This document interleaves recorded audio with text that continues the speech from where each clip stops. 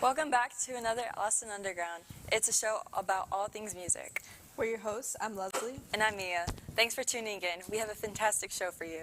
Tonight we'll be giving you some music news, breaking down what's happening with Megan Thee Stallion, debating over the Beatles and the Beach Boys, playing a game of musical hairs, and ending with another AU court. But first, let's roll the intro.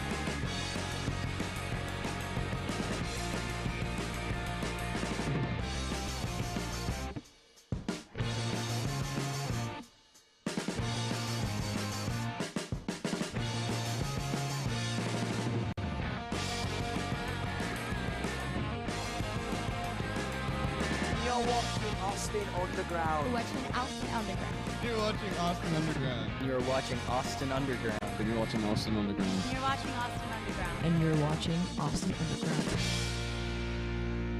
Underground. Now let's get into some music news.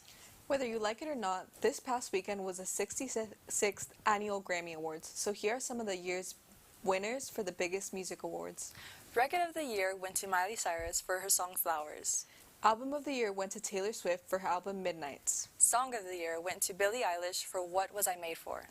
Best New Artist went to Victoria Monet. Producer of the Year went to Jack Antonoff.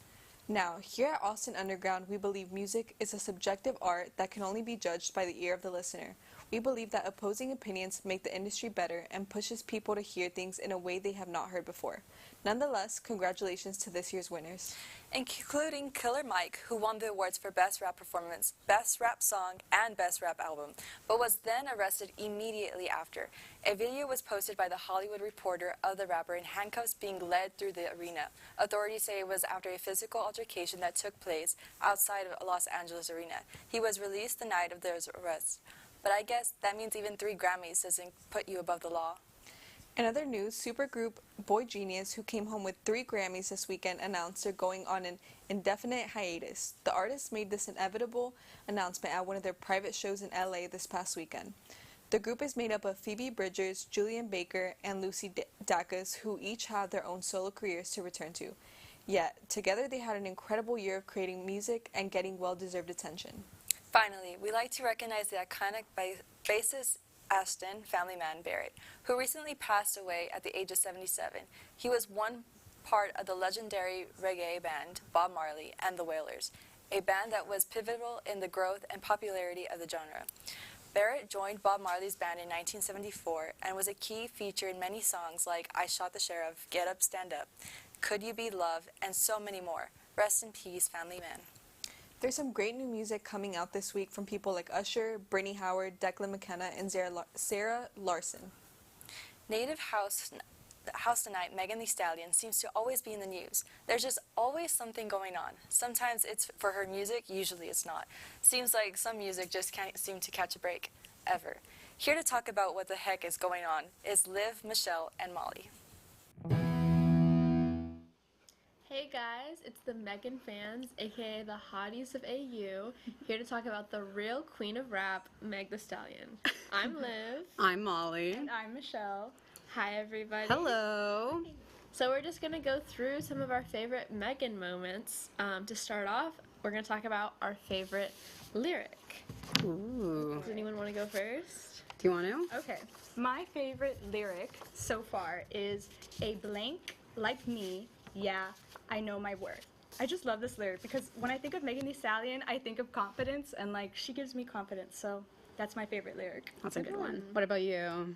Mine is from THOTSHIT, and it says, acting like you're winning if you think about it actually. Are they supporting you or really just attacking me? I don't give a beep about a blog trying to bash me. I'm the beep per the Recording Academy. And I just love the way she says, per the Recording Academy. Very nice. And personally, I think my favorite line is because it just really like encapsulates her poetry and her way with words. Yeah. So true. Yeah, Very I good, yeah. thank you. Thank you. Our next thing is our favorite performances. Okay. Okay. Do you want to go first this time? Sure. Okay.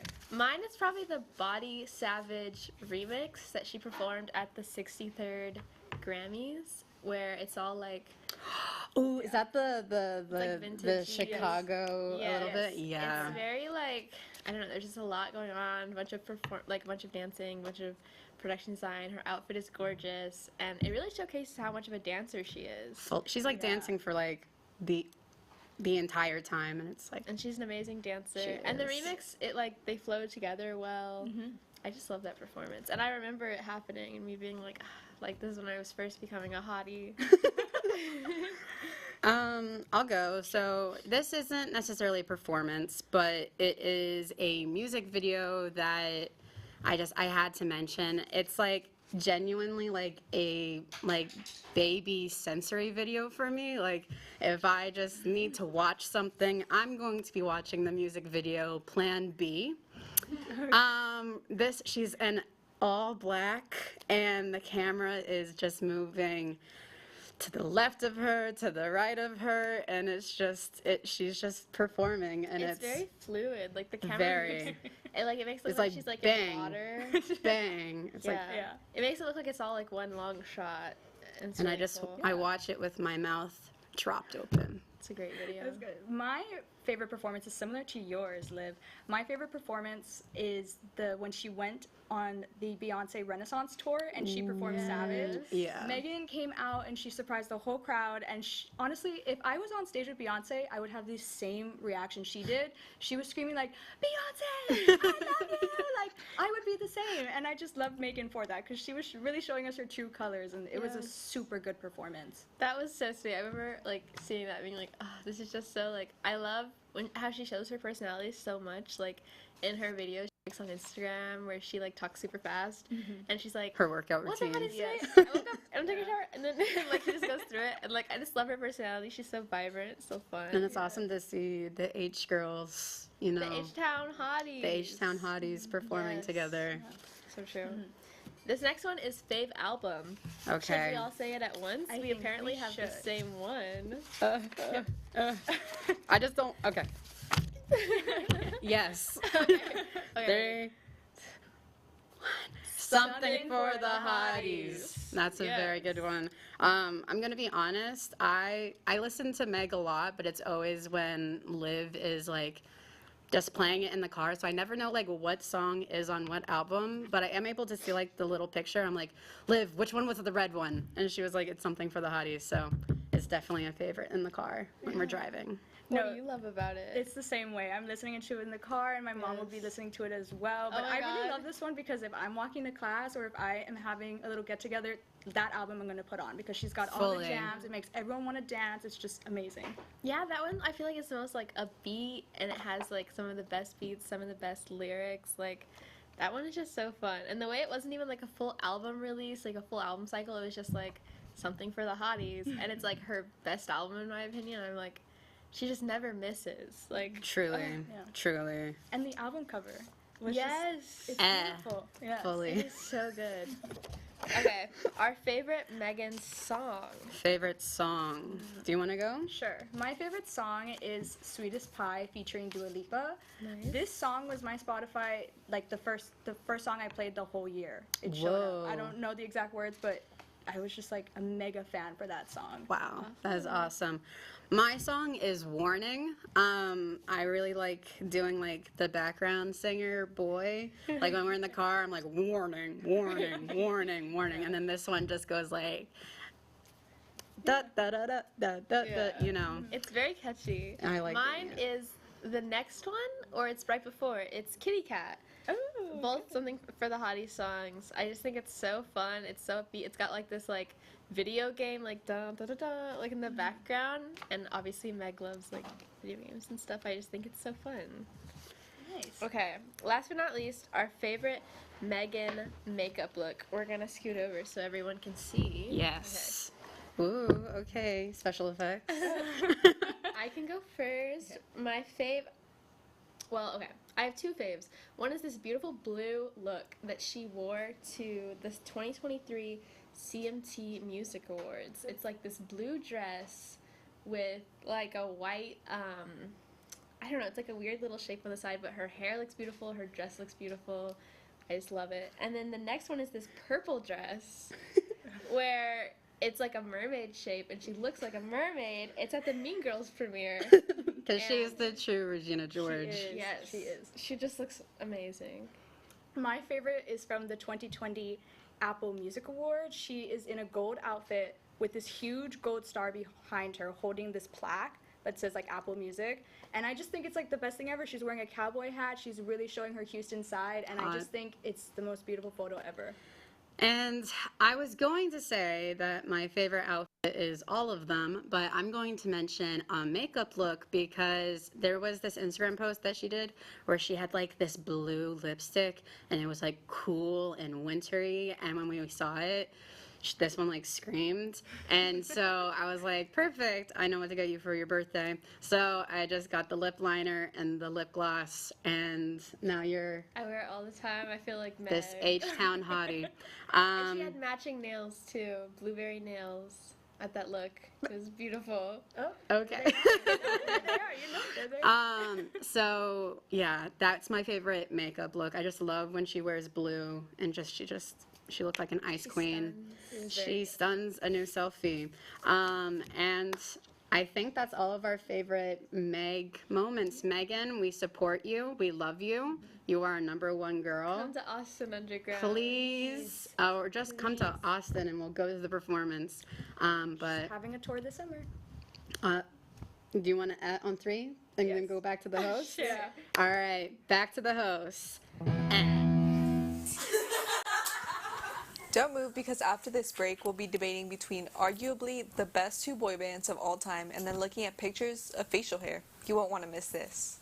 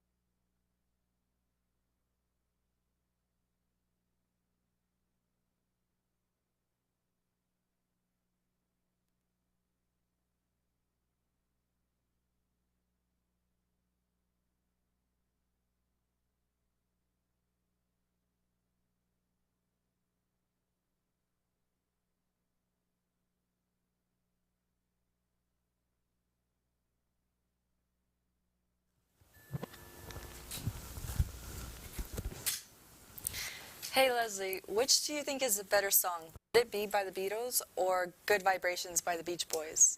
Oh, obviously, Let It Be. Duh. That was kind of a no-brainer. Oh, What do you mean, oh? nothing. It's just not really a no-brainer. I mean, Brian Wilson was a musical genius, and you know the Beatles took so much of their inspiration from the Beach Boys. I think Good Vibrations is objectively the better song. Oh, I didn't realize you thought that. Should we just go to the next panel? Yeah, I guess so. To talk about what they think are Zeta, Sebastian, Mia, Samaya, and Belle. Hey. Hello, we are the Beatles, and we I'm like a mix between both, kind of. We are the Beach Boys. yes, and and we will be. They have an album. Well, they love surfing, that's for sure. Like, if you can say one thing about the Certainly Beach their Boys, fans did. like certainly they're surfers. Well, because they're American, so. Yes. Here we got British over here. Yeah, actually the accents just kind of like today we left them at home, so. So let's get into it. Okay, so we're the Beatles and we're gonna fight the Beach Boys. So We got that. I guess okay, so the genius of Beach Boys is Brian Wilson, even though he hates being called a genius, and the genius of the Beatles is Paul and John. So who is more okay? If you're gonna rank John, Paul, and Brian, who's more goated? That's the question. I mean, with the Beatles, there's just too many cooks in the kitchen, you know? Brian, he has this vision, he has this goal, he knows what he's doing. John and Paul, they always had, beef. They were always, arguing, what is the Beatles? Should this be our sound? Should this be our sound? And I think it really, comes across in their later albums, you know? But, the Beach Boys, even, when they didn't have a consistent sound, they had a really consistent vision. And I just think it's whoa. And I think that's evident in their legacy because they were really the first artists to popularize using the recording studio as a musical instrument. And without that, we wouldn't have movements like hip-hop or shoegaze. And another thing to note is that they were both equally adept at surf rock and psychedelic rock, which is really cool. You can see that in albums like Surfin' USA and Pet Sounds, Smiley Smiles. Even Paul McCartney himself took inspiration from hit tracks like God Only Knows and Good Vibrations. No, and and I certainly hate to put down a beautiful woman like the Beach Boys, but why must we pit these two? Why do we pit these beautiful women against each other? I like what you said though, that the recording studio that the Beach Boys utilized it a lot. They were really one of the first bands to do so, but the Beatles, you could say they took inspiration from the Beach Boys like that, but they really perfected it. The Beach Boys, they took the formula, yes, but they cooked their own. Yeah, exactly. So they were cooking. I feel but when you think about the fact that the Beatles had such a control over America music, that's undeniable. But the Beach Boys, they fought back. Brian Wilson did not give up. And I don't know, that type of persistence, I mean, he literally lost his mind because he was I gotta beat the Beatles. He hated how goated he was. Everybody would. He hated being called a genius. It would literally, threw him in a manic spiral. Everybody just kept calling him a genius. Imagine being so goated. You're please, I don't. Leave me alone. But yeah, I think the Beatles also have better, more amazing albums than the Beach Boys have. The Beach Boys, like I said, they have Surfing USA, Pet Sounds, and Smile. But the Beatles have 5 or 6 all-time classics. You know. I mean, you can argue that, but I feel the Beach Boys are an American institution, and we should look at them through their cultural legacy as well, because they popularized the California sound. And I don't know, when I listen to a Beach Boys track, I'm damn, I'm going to a drive-in movie theater right now. I'm about to go. Proud to be an American. Yeah. Literally USA. USA. And freedom. And here's the thing, though, because the Beatles, they're from England, obviously. They're from All right, you got us. All right, you got us there. I mean, it affects their sound because it's like you can tell that they've never known true sunlight. You can tell, like never you really can tell like they're like the song Imagine. Imagine if there's sunlight. That's John Lennon, but No. You got them there. You literally got them there. Like, Imagine that. what if we just shook hands? Well, sure. I love both the Beatles and the Beach Boys. I would just have to say if one was more goated, I'd say we're more goated than you guys. I highly disagree. I don't think that's true. Yeah. Also, like God I think bless the the USA. I think the Beatles took a few more experiments than the Beatles. I mean, sorry, than the Beach Boys. And they really took that sound to like the masses. Like, it's like, you know what I'm saying? Like weird songs like Tomorrow Never Knows or Revolution 9, just like literally like #1 like albums like in the world, and like, you know, it's pretty. I mean, Good Vibrations was one of the first big pop songs, and not only that, it also subverts like the typical structure for a pop song. It was at the time it was the most expensive song recorded, and they used crazy instruments like the electro-theremin. I don't know. Okay, here we got facts. I just love the risks that they take with their music. Brian Wilson, obviously, we've established, is a genius who hated being called a genius. And I don't know. I think they can go band for band. Plus, the Beatles didn't know theory, so that's why they experimented so much. Wait, who said that? I didn't even hear what you said. No, I'm sorry, guys. All right, well, Agree to disagree. agree to disagree. Back to the host. There comes a point in every musician's life where they must choose to beard or not to beard, to mustache or not to mustache. A musician's facial hair can make or break their whole career. Remember that one guy who had that crazy beard and then shaved it all off because of a bet? Exactly. Here to discuss the beards and mustaches of the industry are Sebastian, Justin, Ryan, and Jacob. Hi, I'm Jacob, and I have a beard. Hi, I'm Ryan, and I don't have a beard. I'm Sebastian. I also do not have a beard. My name is Justin. I have a luscious beard. Oh yeah. Welcome. Okay. So today we're going to be going through pictures of famous musicians that have facial hair. We're going to describe the impact that they had on their music and just kind of what we think about facial hair because, you know, we're going to have a really mixed, I don't know, Yeah, I mean, some of us have beards, some of us And don't. we got Anyways, equal representation here, I feel like. So anyways, without further ado, musical hairs. All right, so I'm going to show it to them, and then I'll show it to you guys Musical first. hairs. So first we have That was Freddie not Mercury, which is Okay. his nice mustache. He's got an amazing mustache, all things considered. Realistically, can you guys imagine him without a mustache? I don't think that he is I don't- as famous or successful without a mustache. Because there are pictures out there with him without the mustache. You're right. But when you You're think of right. Freddie You're Mercury, right. you think about him with the mustache. Of course, like at Live Aid, you know. Yeah. That mustache low-key saved him. I think that it didn't quite, but Okay. I think that his look at Live Aid is one of the most iconic facial hair performances that we've ever seen. And I mean, there's no other facial hair except that mustache. Like, he didn't need a beard or any other It like, carries. cheek hair. Why is he also low-key? He's a good-looking dude, bro. And the mustache pulls it all together. Oh, yeah, I can't it even really lie. does. It's a full mustache. Yeah, it's a you great. know? Yeah, see, exactly. See, the mustache. That's so demented. The mustache, it carries. Look. Okay, yeah. So this is a picture of him without the that's so mustache. demented. Yeah, There's a I big mean, difference. I don't he know kinda if looks y'all- like- I don't He know. looks like a See different But this he's still like, I'm not gonna hate on him. Like he's a lovely person. All right, let's go to the next Yeah, one. let's So go. another mustache group is Mustaches. the Beatles. Let's bring it back to them. Arguably the best band facial hair as an average of all of the members. I agree. Like if you were going by a mustache per member. Per capita, yeah. per pound. We're creating a new MPC. measurement.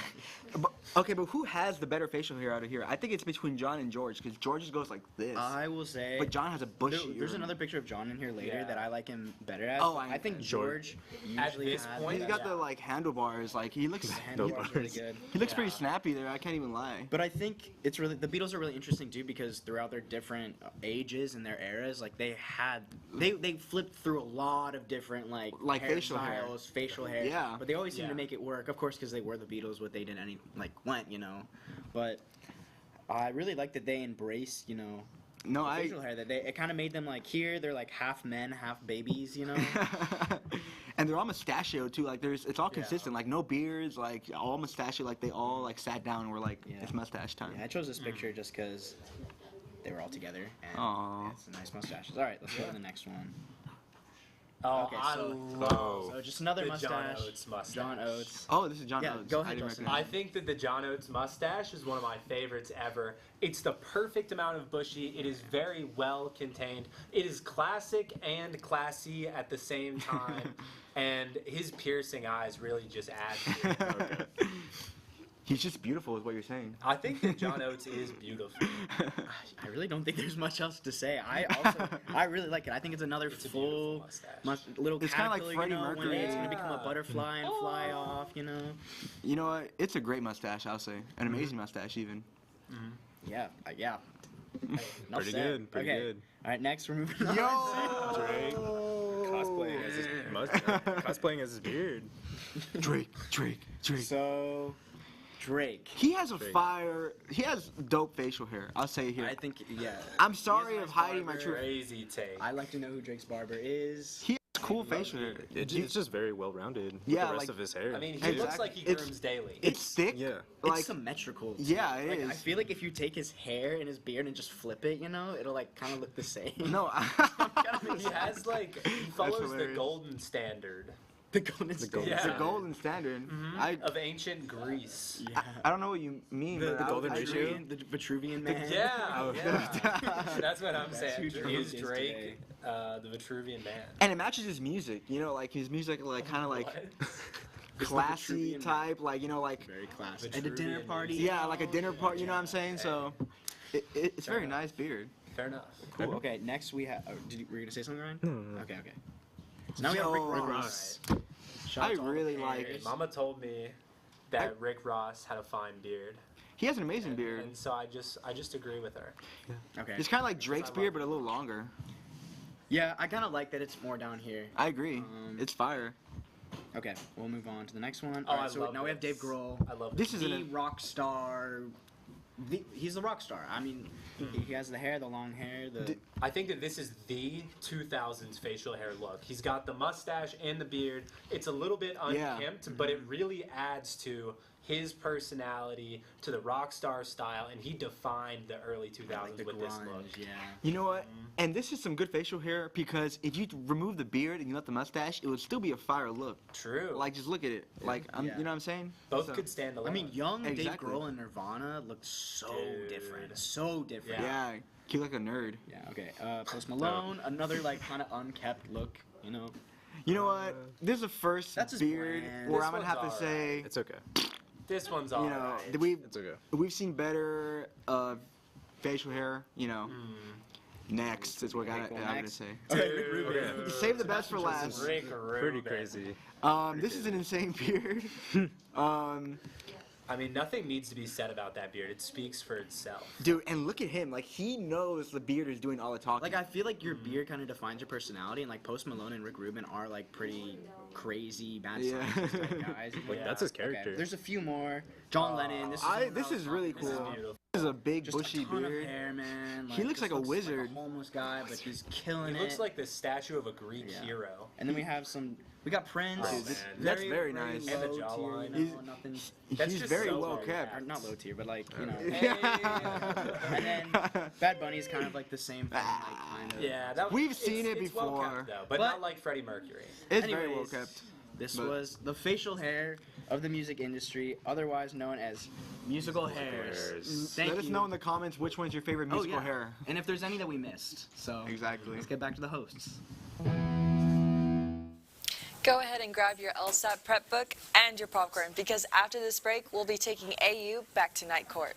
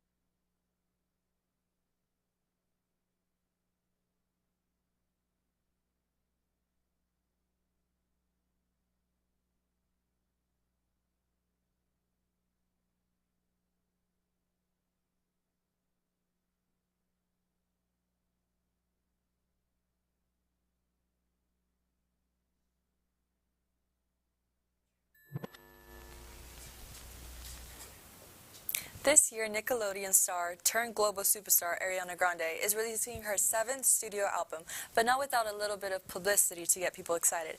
And oh boy, there's a lot to discuss, so let's get straight into it. Without further ado, here's AU Night Court, Ariana Grande edition, featuring Michelle and Vince, with jurors Emerson, Leslie, and Natalie, with a special guest, Judge Justin. Welcome everybody to Austin Underground Night Court. This time, an exciting discussion on the morality of Ariana Grande's newest single, Yes and. And without further ado, let's go ahead and get straight into it. As per custom rules, our prosecutor will have the first opening statement. Michelle. Okay. Good evening. Good evening, jury, Justin, Vince. I thank you all for being here tonight so we can discuss this very important matter. Let's start from the beginning, shall we? So, Ariana Grande, don't get me wrong, I love her. Her music is great, her perfume line is cool, and the new song, Yes and, is good. However, I could see it being replayed over and over in an H&M dressing room. Elsewhere. To add, Ariana Grande's life was going so well. She had just been casted as Glinda in the upcoming movie Wicked. And on the set of Wicked, she met Ethan Slater. Ethan Slater and Ariana Grande had so much in common. They each knew the entertainment business, they each were singers, and they both had loving spouses. Or so we thought. Because that wasn't enough for them. Ethan and Ariana Grande both did wrong. It's not just Ariana here, let's get that straight. It's just the song that she put out is what is wrong in this situation. So, Ethan Slater and Ariana Grande unfortunately had an affair. Ariana Grande had been in a 3-year relationship with her husband, David Gomez. And Ethan Slater was with his high school sweetheart of 10 years, Lily. And they just had their first child. So, unfortunately, a lot went down and I can't wait to talk about it. So, we can move on. I think that was a very powerful opening statement. So let's send it over to the defense. Vince, you have the floor. Your Honor, members of the jury, opposing counsel, may it please the court. You know, we can't all be the Virgin Mary. Sometimes we're Mary Magdalene. Who are we without our sins? That's what I want to ask you, members of the jury.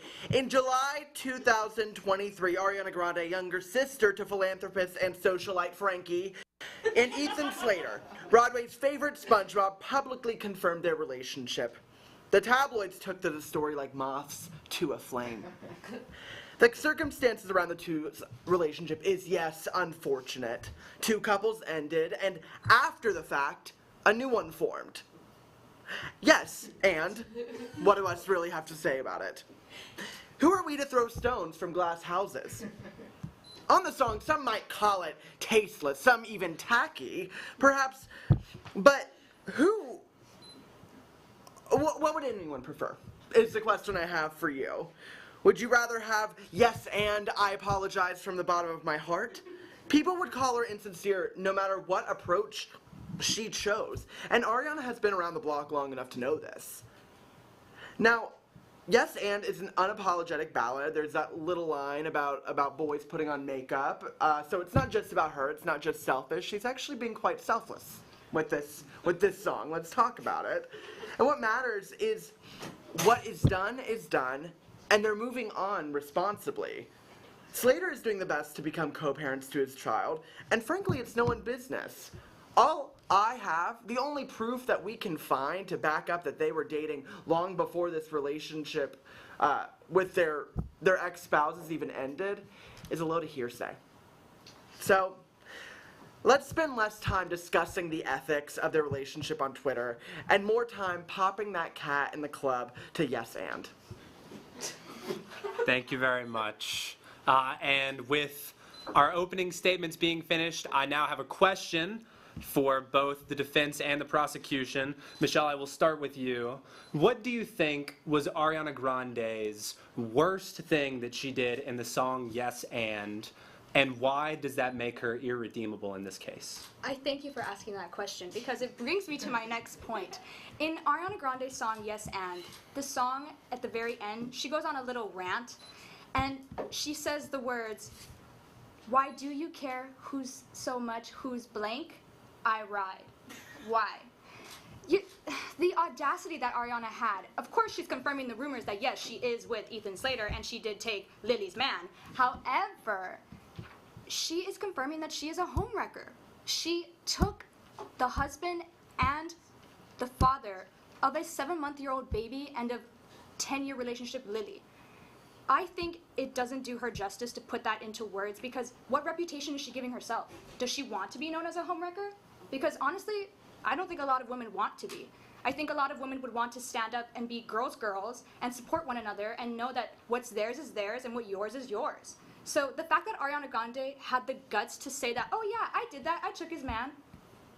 Does that give you any pride? Does that make you feel better? Because it doesn't make you look better. It just makes all those rumors and all those articles true. And all those things that your fans and his fans and everyone else had to say about you just be true in general. Why would you want that for yourself? But it's okay. It's Ariana's choice. And her choice of actions is what brought us here today. And so I conclude my statement. Thank you, Michelle. And then posing a similar question to Vince, what is the most valid point that Ariana Grande had in her most recent single, and why does that make her redeemable? I think it's actually the very point that my opposing counsel just brought up. Who does care whose blank she rides? It's none of our business. It's fun. First, that isn't an admission that she's a homewrecker whatsoever. Nowhere in that does she say, who cares if I ride a married person's blank. The language of that was a little bit tricky, let me be honest with you members of the jury. But we have no proof that they were doing anything when they were together that isn't just a source confirms or a source claims or certain people have an idea that X happened. We have no concrete proof that she actually homewrecked. You know, what was the alternative? Ethan Slater and Ariana Grande were just going to pine at each other within their respective relationships and just let the other person in their respective relationships just not know that they were in love with someone else the entire time? Is that even honest? That's a lie. They would have had to lie to their partners to keep this all under wraps. Clearly they're in love. Clearly that this was the best choice for them, was to step out of their previous relationships and be with each other. The kid's 7 months old. She's not going to remember any of this. I say let's live and let it be. Thank you, Vince. I appreciate that. And now we're going to get into a more conversation-style format where you guys are going to cross-question each other. The first question will go to Vince. Okay. So, I just want to know, Counselor Michelle, what evidence do you have to confirm that Ariana Grande is as you would put it, a homewrecker, beyond just X claims Y happened? Thank you so much for asking that. So, let's get into it. Basically, Lily actually spoke out herself, and she told different sources and she told different news articles what to say because she wanted her truth to be put out as well. Why do we have to hear all about Ariana's point of view and Ethan's point of view, but we can't hear about David and Lily's? Lily had stated that she felt like Ariana was taking Ethan away from his family. And let me just point out that yes, he's 7 months old, but think about it this way. This couple has been together for 10 years, high school sweethearts and more. She's been with him through his ups and his downs and his whole career. So, 10 years. But now this first year of them having a baby would have meant that this year would have been their first Christmas and any holiday together. Instead, he was off with Ariana. Not saying that's Ariana's fault. That's all Ethan. But that just proves that what Lily said, that she felt that he was taking her away from his family. And she sort of is. I mean, like I said in the beginning, it's not all of Ariana's fault. It's just Ethan as well. But what Lily spoke out, what other sources said, and there was some photos from their set of Wicked where people did confirm that, yes, these two people did go into each other's trailers, and God knows what happened. But I rest my case. And we have time for one more short question if you would like to add another. I'm good. All right. And Michelle, if you have any questions for the defense, now would be the time to ask. Vince. Okay. In Thank You Next, Ariana states, "One taught me love, one taught me patience, and one taught me pain." So Vince, I'm asking you, do you think that Ethan or any of Ariana's future boyfriends will ever teach her loyalty? Hey, I say the wind blows where it does, okay? Ariana's going with what she's feeling at the time, and can we really fault her for that?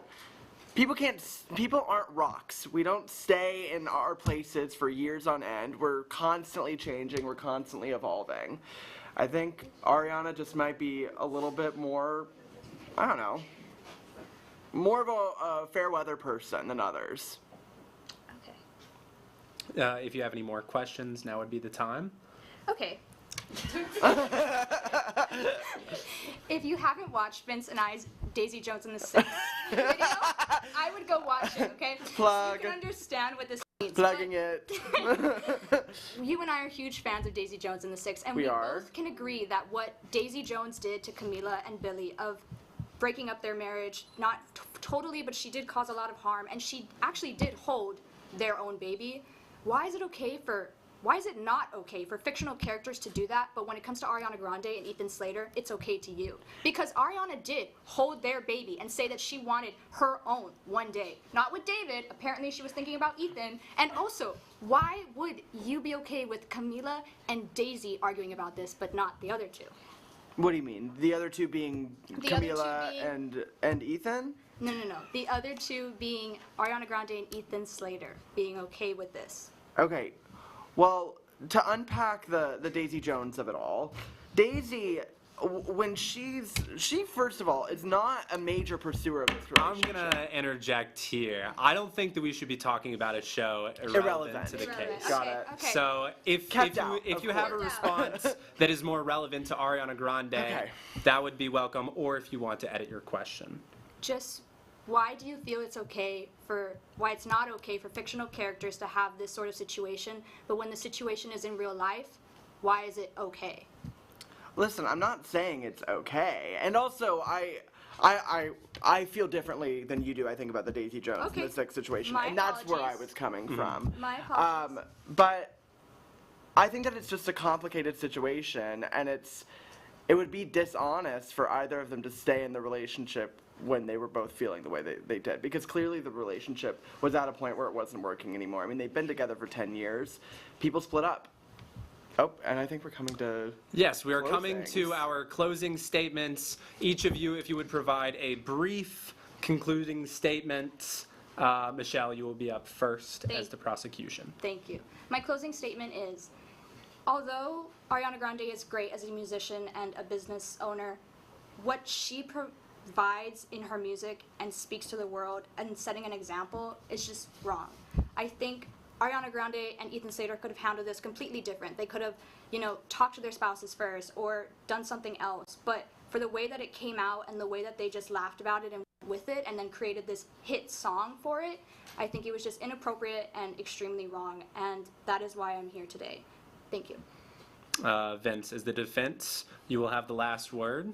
Take the floor. I'm going to use the words of my fellow counselor. God knows. God knows what they talked about with their spouses. We don't know what conversations were had behind closed doors. We really can't talk about what went on between them. We don't know the full story, and it's frankly impolite to speculate.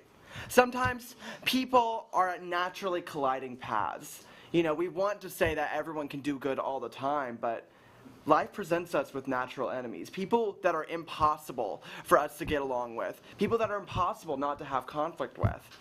And I think this is just one of those rough situationships. It's like two oceans crashing into each other. It's natural. And with that, this court case will come to a close. Let's send it over to the jury, and let's see what they have to say about this case.